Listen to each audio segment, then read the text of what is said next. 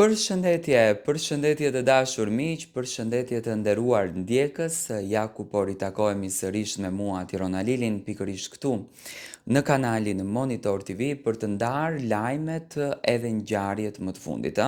Do të flasim për Mirin dhe Mateon. Miri së fundmi realisht është shumë aktiv në për mediat sociale, intervista të ndryshme, deklarata të forta, duke që flet pa pardon, duke që flet pa asnjë lloj frike, jep mendimet e tij, por kjo është thjesht në kuadër të mendimeve, apo jo? Tani, lufta mes Mirit edhe Mateos duke që po vazhdon akoma. Nuk e kuptoj cila është arsyeja, pse këto të dy nuk po gjejnë dot paqen, do të thënë pse këto të dy nuk po gjejnë dot qetësinë.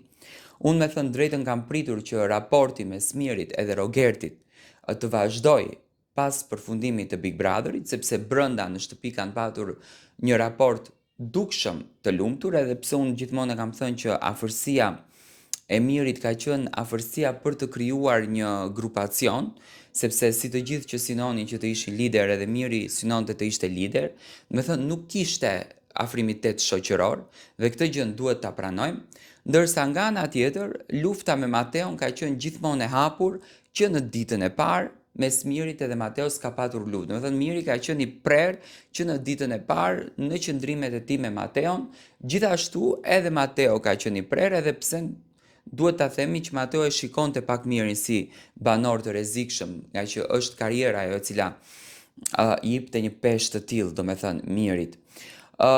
Luftrat vazhdojnë edhe jashtë. Unë mendoj që Mateo nuk bëri këngën për të sfiduar artistët shqiptarën, duhet t'i shpjegojmë ca gjëra.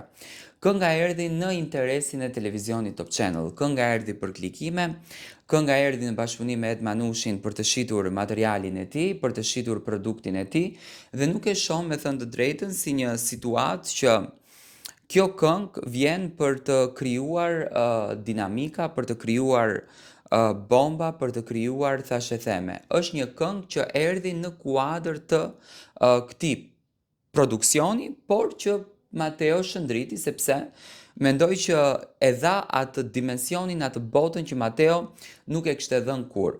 Edhe fakti që Miri nuk e beson dashurinë e Mateos edhe Brikenës, unë mendoj që janë çështje xhelozie, sepse dashuria e tyre është e besueshme, por ka strategji.